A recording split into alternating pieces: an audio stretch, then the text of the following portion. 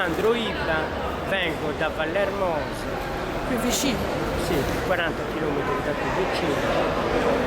Per disgrazia, professione pastore. Perché disgrazia? Perché disgrazia, la dico adesso, perché innanzitutto noi veniamo da lontano e vogliamo portare ancora più lontano la nostra identità. Il nostro padre ci ha lasciato una grossa identità da mantenere. Non è che vengo, sono 30 anni che sto facendo il pastore. 30 anni? Non ho potuto studiare e mio padre mi ha messo un gregge di pecore. Prima si viveva, eravamo persone semplici, che poi ce l'abbiamo nel DNA, il nostro, questo nel sangue. Non è che uno viene e noi vogliamo lasciare un'eredità, anzi non voglio chiedere l'elemosina, perché di elemosina si tratta, la stiamo chiedendo. Io ormai vorrei lasciare in eredità questo che mi ha lasciato mio padre e questo che ho costruito anch'io nel piccolo e ai miei figli, perché alla fine noi i pastori sono tutto nel territorio, accudiamo le nostre greggi, il territorio, curiamo le piante, facciamo tante cose nella vita e adesso mi ritrovo a mendicare. Quanti capi hai? Guardi, a me li hanno ammazzate tutte della lingua blu, me ne sono rimaste solo 50. 50 pecore? Non ne hai prese nuove? Perché alla fine non avevo più voti. Sono demoralizzato totalmente. C'ho un po' di maiali, 2 figli a casa da mantenere. I tuoi figli cosa fanno? Niente. Sono disoccupati? Sì. Sono maschi, femmine, cosa sono? Una femmina e un maschio. Hanno studiato? Mia figlia sì, mio figlio no, sta aiutando a me nell'azienda, ma non guadagniamo niente. A volte ci sono mesi che non ci riusciamo a guadagnare 300 euro, si figuri.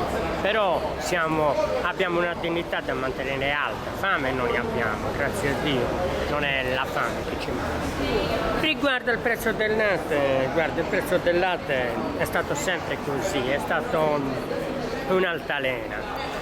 Ci girano attorno, il latte lo vogliono, noi dobbiamo capire il pastore che il coltello dalla parte del manico ce l'abbiamo noi, solo che non lo sappiamo utilizzare.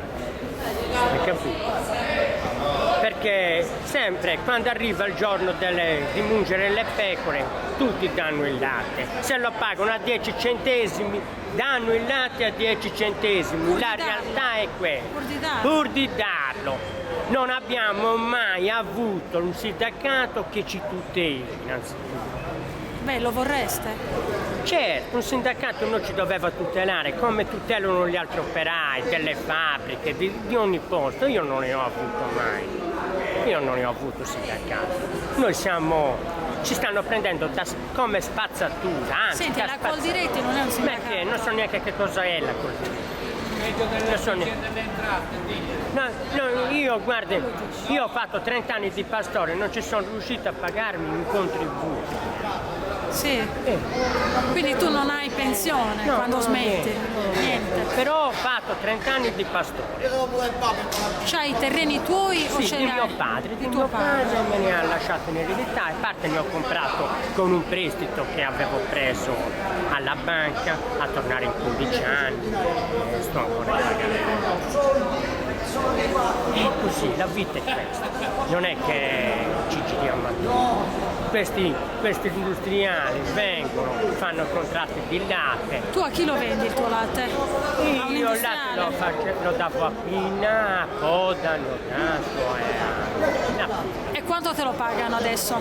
Adesso l'anno scorso 65 centesimi. 65 centesimi. 2 anni fa. Però ci dobbiamo ricordare che nell'85, nell'86 il latte era 1800 lire. Che oggi un quintale di concime costa 110 euro. 110 euro. Poi io guarda, sto qui in questi giorni, ci sono 7 giorni a Cagliari, sto vedendo delle cose che non avevo mai visto. Che cosa vedi? Guardi, innanzitutto ho visto sotto i portici, verso le 3 di mattina, giovani con un cappello per terra chiedendo l'elemosina, non vorrei vedere mio figlio in queste condizioni. Ragazze bellissime che sembravano angeli chiedendomi una monetina con una birra in mano. È una vergogna totale in questa, al giorno d'oggi a vedere. Ce n'è gente disperata che ha bisogno e abbiamo aperto tutto, si fermava la gente, ti davamo formaggio, salsiccia, erano contenti. L'altro giorno ci sono venuti gli studenti, ci hanno la notte in bianco, ci hanno portato solidarietà e tutto. Speriamo che, io guardi, pertanto più povero di quello che sono non dipendo. Però con le tue 50 capi riesci a campare. Guardi, oggi abbiamo una ricchezza davanti ai nostri occhi, ce la invidiano tutti. Ci invidiano tutto, formaggio, ricotta, maialetti, sardi, ogni cosa. Io ho visto che stanno portando i maialetti dall'Olanda. Vedo nella metro, nei supermercati, maialetti, adesso vengono dall'Olanda. E a me non mi mettono in condizioni di portare, perché noi abbiamo la forza. Io mi ricordo 25 anni fa, 30 anni fa, mio padre allevava vitelli, andavamo a Basanta a prendere e li vendeva. Poi ci hanno messo tutto un muro davanti. Non puoi, questo non lo puoi fare perché non è igienico, quest'altro non lo puoi fare. E invece alla fine cos'è? È tutto igienico, perché è igienico quello che ci portano gli altri. Io non lo so. E io ho le qualità e mi posso anche vantare di allevare, di fare l'allevatore e ci riusciamo anche a farlo l'allevatore.